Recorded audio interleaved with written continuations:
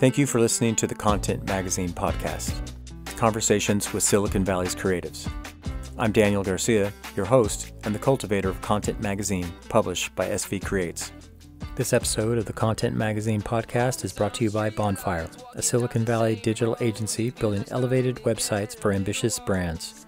Find out more about Bonfire at bonfire.com. Hello, welcome to the Content Magazine podcast. This is Daniel, and I am here with Bree Karpavage, and she is a collage artist as well as is the director for South First Fridays and also helps with the Santa Cruz Downtown Makers Market, as well as one that you began in Felton that's having a 10-year anniversary?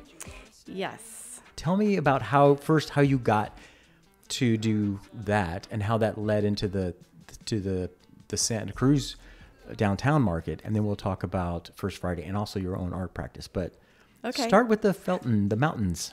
Okay, yeah. So I live in the mountains. I've lived there for 15 years. So where did you come from? How did you get into the mountains? Well, that could be a long story, but the short story would be that I was born in Maryland and raised there, grew up there, and eventually I ventured off and to explore the other parts of the United States. I ended up in Arizona. Wow. And ended up in Santa Cruz some kind of way, and kind of rooted here to raise my kids and and started my career basically. Cool. Okay, so now I'm gonna have to take a side track before we get to the mountains. Then were you like hitchhiking across the USA? It was like kind of like the on the road or something like that? Or I did live on the road for a little while. I mean, I traveled for a while, especially around the West, because I had never been. I didn't travel a lot in my family. We didn't go anywhere. Yeah. So I was just like an East Coast girl. I'd never seen anything. I went to college for a few years, couldn't figure out what I wanted to do. So I dropped out and started traveling. Wow. Yeah, so I ended up in Arizona because it was winter time, and that's where everybody goes when you're traveling and it's winter. Yeah. Met my partner, now my ex-partner, but met him, had a couple of kids and a long relationship, a long life. We were full-time artists for a long time. Yeah, cool. So traveling and creating and selling our stuff, and ended up in Santa Cruz because of an old friend who was like, "You guys are so Santa Cruz. Why aren't you there? You should really go there." Yeah. That's cool. So yeah, so we tried. Yeah. We actually stayed at Big Basin Campground for 3 summers. Oh, and wow. we did local California art shows based out of the campground, and just kind of hung out and traveled around and checked it out, and eventually moved here. Wow. So it is pretty much. I mean, it's kind of like the hippie journey in a way, kind right? of. I mean, I don't want to, I know nowadays, I don't even know if you could say that, but definitely. So then when you were a child growing up in Maryland, it was Maryland, right? Mm-hmm. Did you already kind of have an itching for the road and to travel and for arts and everything, or that kind of developed over time? I mean, I think it's in my spirit to travel, and we never did. So yeah, as soon as I could, I did. I went to college when I was 17. Okay. And then I just went to Virginia. But for me at the time, it was like a huge step. Right. Just to get out. I grew up on a little island, too, in Maryland. So it was really tiny. And literally an island? Literally an island in the Chesapeake Bay. Oh, how cool. Sounds pretty, actually. It is pretty. Yeah. But, very small. Very tiny town. Like how many people? 400 people on that island. 400 people. I think I've talked to 400 people this week. Me too. Yeah, right? Yeah, you probably were.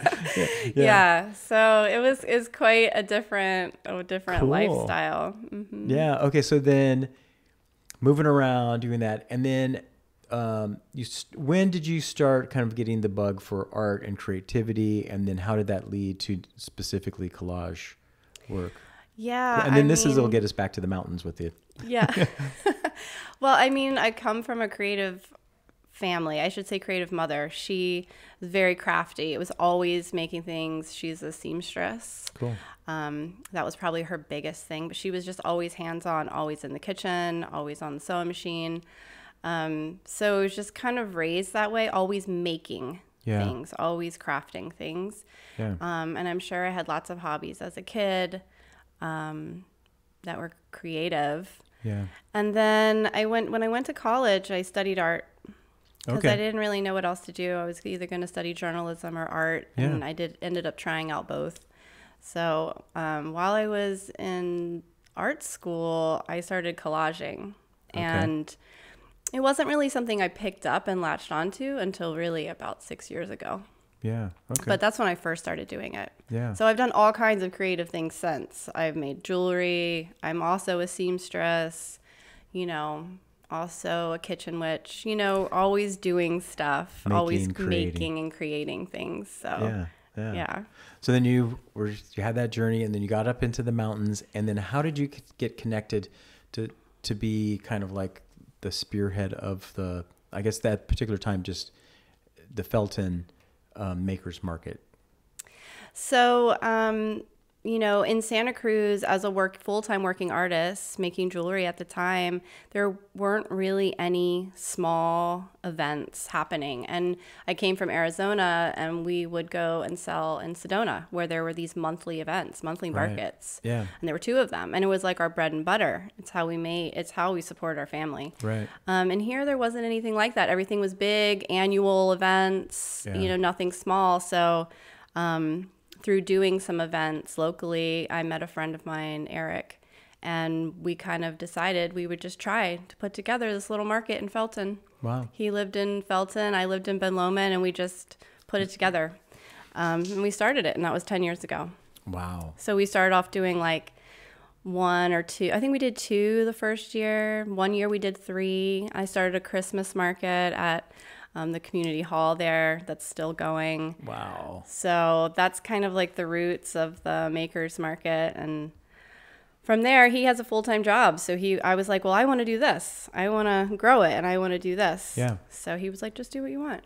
So I just took it and ran with it. Yeah. So then that first year we had 1 or 2 market, how many artists were there? And then what's now 10 years later, how many artists show up to this specific one? Yeah, I think I've still kept them pretty small. I think we probably started with about 30. There was definitely a need. Yeah. There was definitely a lot of creatives. Yeah. And they were coming out for it, and they were excited about it. And it was really popular, and it still is really popular.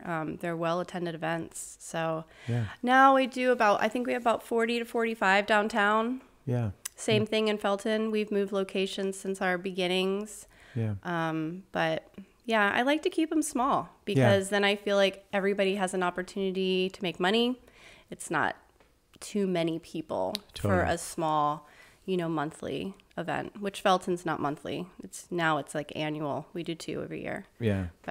And then the downtown, and then you got into the Makers Market for downtown Santa Cruz too. How did that, just people saw what you were doing and says, Bree's the person you gotta have do this, or? Well, it came about through conversations with a couple of business owners downtown, and then conversations with the city and the downtown association. And I just kind of wiggled in there and started it and got it going on Pacific, it was on the other end of Pacific Avenue when we first started, the clock tower end.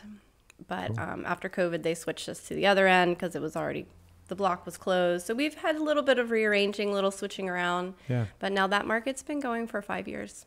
That's great. And you've been running both these markets. So you were 10 years with Felton and downtown for 5 years. And you've you're like the impetus, the curator, the albeit.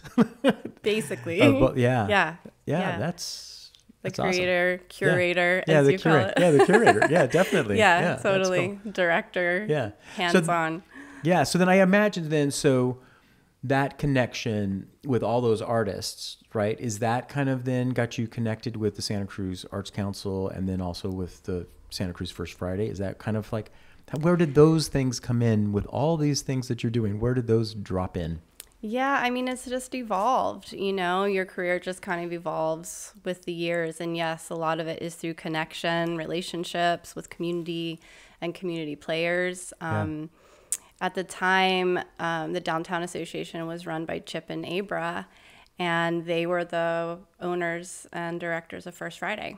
And eventually they phased out of the area and came to me and said, hey, we've got First Friday. Yeah. Would you like to take it over? Yeah. And so the conversation started. Yeah. So yeah, it's through relationships that you build over years. Yeah. Totally.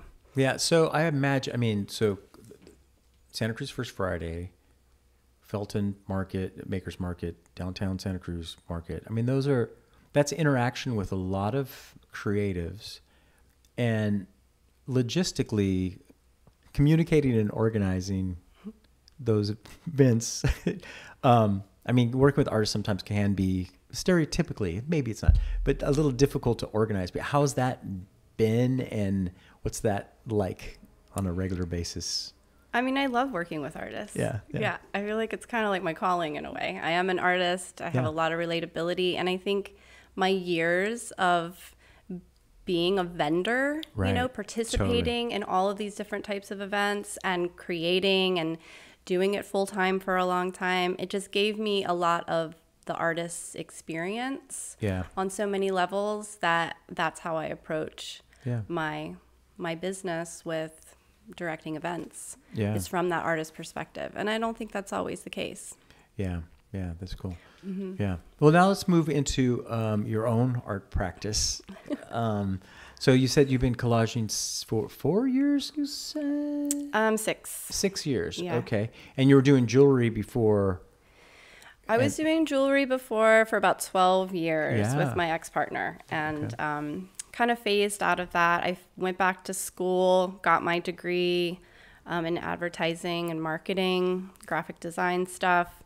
So I kind of was phasing out. I was burning out is what I was doing. Sure. I was getting super bored with what I was doing.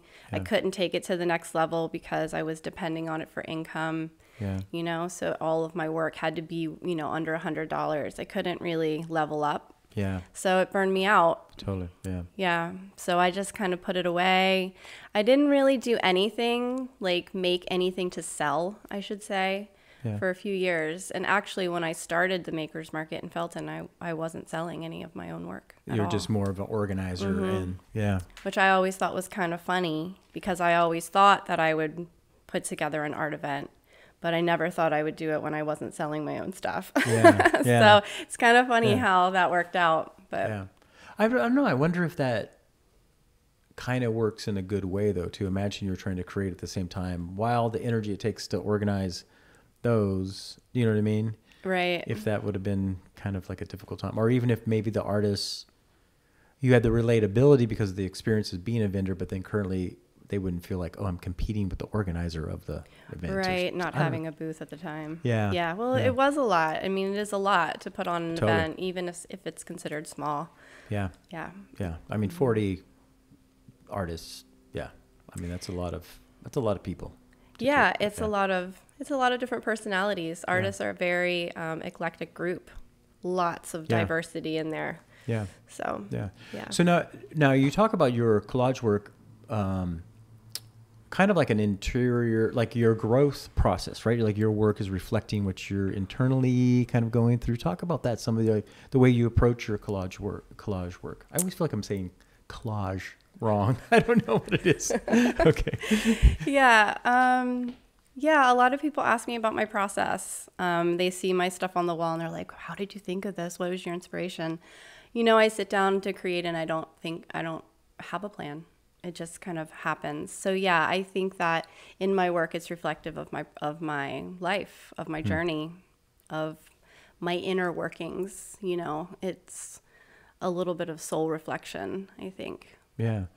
What then, from starting 6 years ago then and into now, not on the technical and kind of like the craft part of it, but on more of the soul aspect of it, what have you seen and learned about yourself, like your interior self, through the process? I've definitely seen some evolution. There's a lot of, I started doing collage at a very heavy time in my life, a very transitional time. So, I can definitely see the years and how it's changed, how I've grown, how I've healed. I think I've used art as a healing modality for myself. It's like a therapy. So, so I definitely see that. I feel like it started really dark. It's definitely gotten lighter, although, I've been called moody I've been called highly feminine in my work. Really? Good. I don't know how you would get any of that out of my work. But yeah, so it's very, I mean, I think if people are tuning into my work, it's definitely, they feel. Yeah. There's emotions that come up. Huh, interesting. I mean, maybe I didn't 6 years ago. I probably hadn't seen you, but I think moody. I wouldn't say moody. I would say what's a word that talks about emotion? Emotive, maybe. Mm-hmm. And then, but I feel like it's very kind of hopeful and positive. There's always like you seem like you use either black and white or monochromatic, and then there's these pop of colors that always makes me feel kind of like, hopeful, springtime, attractive, like, in the midst of it. Yeah. And I use a lot of elements of nature too. Yeah. That is definitely inspiration. And yeah, anytime you see flowers, you automatically feel happy, right? I mean, most people do. Yeah. I don't have any work in here right now that is from 6 years ago. Yeah. But if you saw it and you could compare it, then you'd probably see what I mean. I've definitely gone through stages. I had like a total black and white stage where I wasn't doing any color. And then I would do like little pops of color.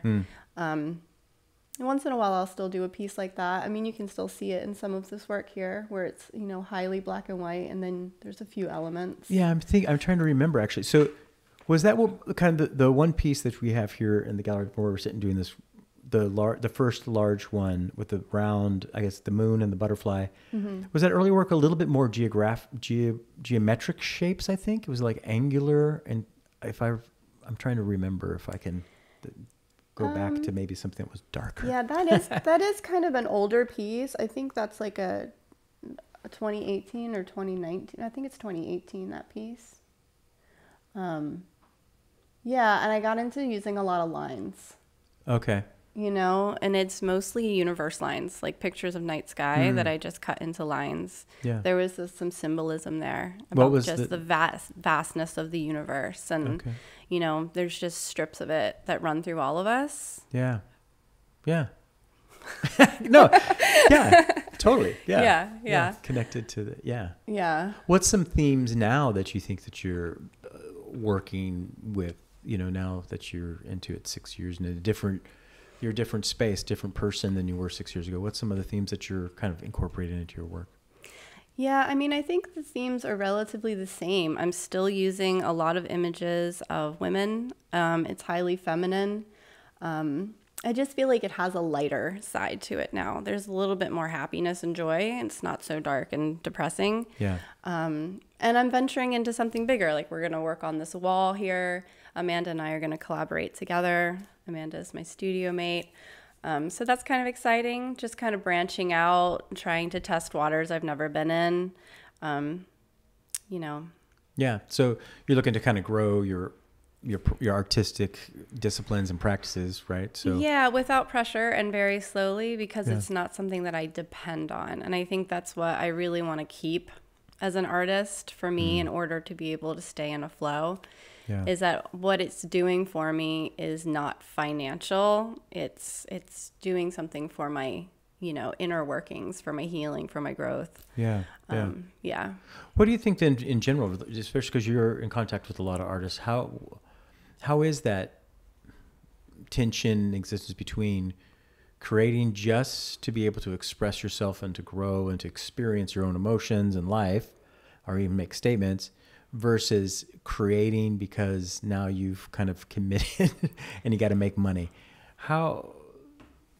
Talk about that and that journey for you, and then what you see with other artists too. Yeah, there's a real pressure. There's a real pressure for artists because it's hard. It's really hard to make a living off of just making your artwork. I mean, it happens, but I see it across. I have, like I said, there's a mixture of artists that I work with, and some are just doing it as a hobby for fun, and some are doing it to survive. And there is a really big amount of pressure on artists to kind of do it all. They're not, because you're not just making your work. then you have to package it and sell it and market it and book shows. You have to do, and you're doing all of these things. Yeah. And it's a lot of pressure. Yeah. Yeah. It is. And I've seen it, just completely uninspire artists. And I myself, that's what happened to me. Yeah. I was about to level up with making these little sculptures and I couldn't. Yeah. Because I had to sell the pieces. Yeah. And so I don't pick up the medium at all anymore. Yeah. Do you think you will go back to it someday? I have no idea. Probably not. Yeah. Just because I never cancel anything out, Yeah, there's always like an opening, but yeah, it's been a long time. Yeah, that's cool. Yeah. What would you say for you just in your life, what's kind of like your guiding principle of how you approach life? What's kind of like what you wake up in the morning, maybe it's not always conscious, but or maybe there is a conscious thing every morning. But for you, like what's kind of like the, your North Star, what kind of keeps you, your philosophy to approach life? How do you approach it? I mean, I try to lead every day with gratitude, start every day with gratitude, try to do what I love, building relationships and making things easy. I don't know, trying to be more light-hearted about this life. It's so heavy, and so challenging. So, yeah. What's some of the things currently or even today that you're grateful for? I'm grateful to be in this place that I am. I'm grateful for the growth over the past 6 years and beyond over life. It's really interesting as an artist to be able to look back and reflect at your life through your art and where you were and where you are and just see it. Or maybe you just feel that in your work and feel that in your life. Sometimes I have a hard time putting words to those types of things. Yeah. But yeah. What would you think? I've always kind of thought about this, and I don't want to say that I haven't really come out with an answer because I don't want to give you an out. So forget that I said that. But I always try to think like even myself, like, like what is the me that's been the consistent me, but what's the me that's the changing? Do you know what I mean? So for you, is there something that you see that you've always kind of been like this, and then there's a part of you seen in the last, let's just say 10 years has changed to be more like that? It's just kind of a tough question. It is. It's a really hard question. It's a good question, though. It's a good question. Let's see. Well, I mean, I feel like over the past 10 years, I've really witnessed myself coming into who I am. I mean, this is one thing I always tell my kids. I have 2 older kids, 18 and 19. And, we are raised in a society where you're supposed to have it all together. By the time you leave high school, you're supposed to know what you're doing and know all these things. And I look at them both and I'm like, okay, whatever. You don't want to go to school this year? Fine. You want to go be a baker for a while? Do it. Because life is a journey and you just evolve and just keep your center, keep gratitude at the front and do what you love, keep happiness. Like don't fall victim to being unhappy in your career and unhappy in your life. Yeah. So, follow that. Yeah. Put a little bit of whimsy in with life. We have to do these certain things, but. Yeah.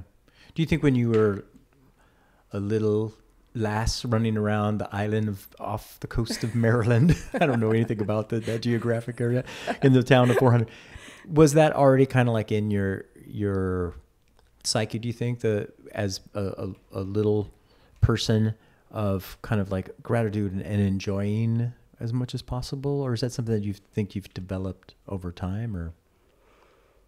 Yeah, I mean, maybe. I think who we are as an adult is always in us as we're children, and who we are as children is always in us as adults. Yeah. If we can like find that, if we can connect to that, which can be difficult to do. Yeah. But yeah, I mean, as a little rugrat running around on an island, I definitely was a little free bird. I was homeschooled, didn't really have a whole lot of structure, so to speak. Yeah. Except for, my family was deeply religious, so there was that kind of structure. But, yeah. Yeah. Cool. That's awesome. Yeah, good. So, okay, nearing they're in their adulthood, kids. How are you doing with all that? Are they leaving to go away to school or any of that kind of stuff soon, or empty nesting and stuff? Well, they're both here now. I have another child too who's 12, so I'm still very much I'm in the mom zone. Yeah. Which is great. Yeah. Yeah. It's are you a dad? Yeah, actually, yeah. My son is now 22 and my daughter's 20. Yeah, so kind of where I am. Yeah. It's like, raising adults is very tricky. One day you wake up and they're off on their own, adulting, and it's crazy. Yeah. It's like you hope you've prepared them enough.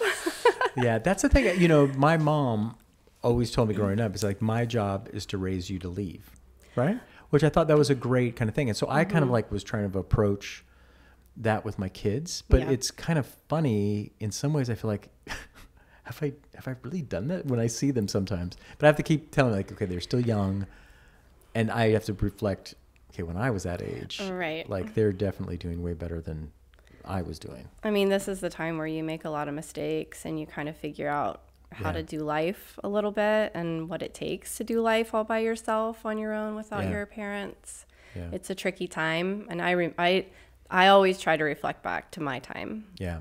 I remember what it was like to be 19. Yeah. It's tricky. Well, so at 19, were you at college or were you on the road by 19? No, I was in college. Yeah. Okay. What age did you hit the road? I think I was like 21 when I hit the road. Yeah. I lived in several places up and down the East Coast before I decided to take off west. Yeah.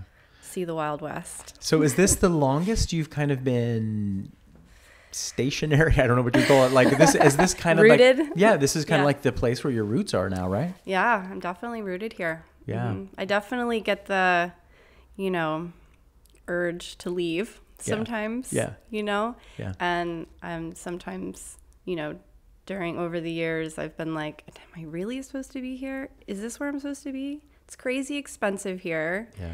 Like, what am I doing here? Yeah. And there's always something that calls out and lets me know this is the spot that I'm supposed to be in for now. Yeah, I mean, it's kind of interesting. I mean, you really, with what you're involved in, and you're really a part of the community. Like, you really have made this place like home, like the network that you've created and stuff like that, and the impact that you've had to other artists, right? It's pretty awesome. It's awesome. It's like a circle. I say it's a big circle. We feed each other and we do for each other, and you create this community that way. Yeah. Yeah. Mm-hmm. So we haven't really talked about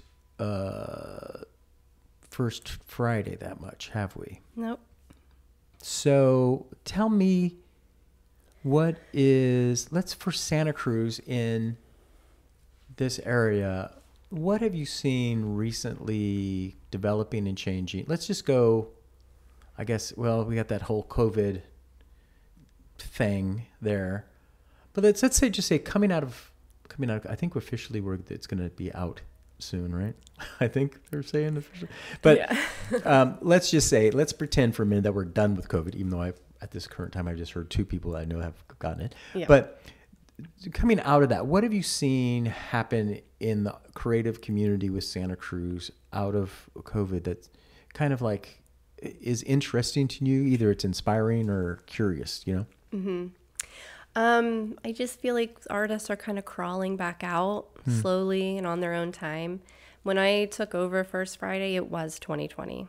That was my first year. Oh, fun. So, yeah. So I kind of went into First Friday, and First Friday wasn't happening. Oh, really? Basically. So it was an interesting time to take over such a business that's kind of like a staple of the community. Yeah. It was kind of like a fine-tuned, well-oiled machine that just ran the way it did every month, and then all of a sudden it stopped. Yeah. Like many things did. Yeah. At that time. So it's actually almost like 3 years to the day almost. Yeah. May actually. I took it over a little early. I took it over in April. Okay. Because COVID had hit and the previous owners were moving to Colorado. And so they were like, and I guess I'm always on social media. And so she was like, do you just want to go ahead and like go for this? And like, we're going to, you know, do you want to do something on social media for April's First Friday? Wow. So that was April 2020. Yeah. And so I did. March 17th was the... Right. So March's First Friday happened. And then I was kind of training with them, like learning the ropes of the business and how to do it. And then I got thrown into the fire basically in April. But I did it. I took a hold of it. We did a bunch of takeovers where I like gave the Instagram account to artists who then like logged in live and like did First Friday online. So I just kind of tried to keep the momentum and keep First Friday alive during that time. Yeah. And then, we slowly started pulling out of it in 2021. And it still feels like that slow crawl though, you know, like, but I think we're probably in a groove now. So First Friday we just redid the website. So we have a brand new website. You know, we have the artist registry is picking back up. Artists are coming out like, hey, I'm ready to sell. I'm ready to show my work again. Yeah. So it's building momentum. Yeah. It's good to see. As long as there's no other natural disasters, floods and fires or anything like that. Well, we all know life is very unpredictable. So day to day. Yeah, that's cool. Cool. All right. So then let's just kind of finish up. What are you, for you and your own personal work, of course, like this wall and the collaboration you're doing here. Right now we're recording this at the Tannery in Santa Cruz, Studio 105. How long have you been in this studio, and how long do you have to be in this particular... We've been in the studio for a year, basically. Yeah. Yeah. And what's the agreements? How long do you get to stay in a space? The lease are year to year. Year to year. Yeah. So we're here through this year for sure. Yeah. Yeah. And what kind of waiting list is there to get into the Tannery? Well, the loft spaces or the live spaces are a little bit different than the studio spaces. I'm not sure if there's a wait list for studios. Oh. I don't know. I know there is for the lofts. Oh, for the living. For the live spaces, yeah. Yeah, yeah, that's cool. So then for you, what are you excited about for your next part of your own personal collage creativity? I'm excited to step out of the box, you know, step off of the artboard onto this wall. Yeah. You know, that's fun. Might have a little tarot deck in the works, you know, just moving really kind of slow and doing, you know, just intentional and taking my time with the collage. Yeah. Yeah. That's cool. And when is this piece going to be up for April 1st Friday? We're hoping so. That's the target date? Okay. So everybody come to the Tannery in Santa Cruz, Studio 105, and you can see Bree's new collaborative work with Amanda? With Amanda Hess. Amanda Hess. Yes. Yeah, I love what you started out with, just these, even the black circles and then the black and white tulips and kind of like, I think, I can't see feathers and sky and another. So I'm excited to see how this is going to transpire. Yeah. April 7th. April 7th is First Friday. So then you have till April 7th at noon to conclude it. And we'll probably be in here on April 6th burning the midnight oil. Yeah. Amanda does some really cool line work. I don't know if she has any of her line work pieces up in here today, but she's going to do a bunch of line work with pen. So. Yeah, it's going to be cool. We've never done a collaboration besides the studio build out. So it feels a little overdue and feels really fun. Would you want to move to doing even a larger, like a mural, like a collage mural would be interesting. Right? I don't know how you would do that. Yeah, I don't really. Vinyl. I've heard that you can do like, you can transfer your art to like these large pieces of film that I guess they wrap walls and buildings in. Yeah. I don't know. Maybe. Yeah. I think it's kind of it's kind of fun to go so big. I mean, because I have had a tendency to work so small. Yeah. I mean, over the holidays, I was doing these little journal covers. Yeah. And doing original pieces on the journals and selling them for the holidays. So you go from really tiny to a wall. It's kind of fun. Yeah. And it's challenging. Yeah. Yeah. And I'm working with magazine cuts. So it's a lot of small pieces. Yeah. So that's cool. Well, good. Yeah. All right. Well, thank you, Bree. I really appreciate you and what you've done for the community, kind of networking the artists, giving them a place to sell their wares and get recognition. That's awesome. And enjoy your work. And thank you even for the collage that we commissioned you to do for that one page. Yes. And I have to apologize because I censored your one on censorship, which I thought was kind of... Which was kind of cool. I kind of... I don't think I told you though, right? That was the problem. I should have at least said, hey, by the way, I'm going to do this for the title page. Yeah. Sorry. It was kind of funny because I was like, should I ask him if boobies are okay? Yeah. Yeah. You know what? It's not that boobs aren't okay. It's just, I was trying, quite honestly, it was way more of just a practical space type of thing. It was like, I'm trying to figure out how I'm going to do the layout. Oh, I want to do something. How do I do with the title page for this? And then I'm just thinking like, oh, I can collage, cut out. I've been wanting to do like a title page with cut out letters. And this was, this is the perfect opportunity. So yeah. So we kind of did a collaborative collage. We did. It worked out. Cool. Well, awesome. Well, thank you again for all that you're doing. And again, just want everybody to come out to First Friday to Studio 105. And you can go to all the other studios here at the Tannery. There's lots of great studios at the Tannery and around the county that are participating in First Friday. How many, let's even talk about that. For First Friday for Santa Cruz, how many different locations? Not just, I mean, there's the Tannery with the different studios here.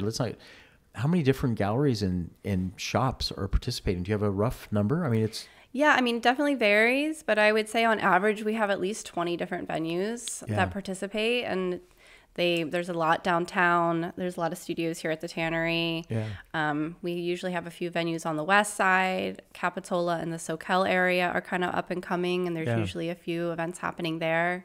And there's some new places, new galleries or new collectives that have popped up in the last couple of years, it seems like, too. Yeah, they come and they go, they seem. Yeah. You know? So there are some new shops. And I mean, I always call them art spaces. It's not necessarily just our galleries that are exhibiting on First Friday, but a lot of just our little shops. And they bring in artists on the walls, and it's a great way for the local businesses to kind of, bring a little attention, advertise their business, and support artists at the same time. Yeah. So that's kind of the cool thing about First Friday. Yeah. Yeah. It's great. I mean, So cool. Visit our website, firstfridaysantacruz.com. Good for plug. all the listings. Awesome. And then if they want to follow your work, they go to? I'm on Instagram, and it's my complicated name. Bree Karpavage. Yeah. And then the Makers Market is SCM Makers Market on Instagram. Cool. Awesome. Yeah. So make sure you guys check all of everything Bree's involved with and what she's doing for our community. Thanks, Bree. I really appreciate your time. Thanks, Daniel, for having me. Appreciate it. Talk to you later. Thank you for listening to the Content Magazine podcast. Follow us on social media at Content Mag. Become a member and help us to continue to tell the stories of the South Bay creatives. This episode's music is 408 by Jack Pavlina. Follow him on Spotify and also on his Instagram at Jack Pavlina Music.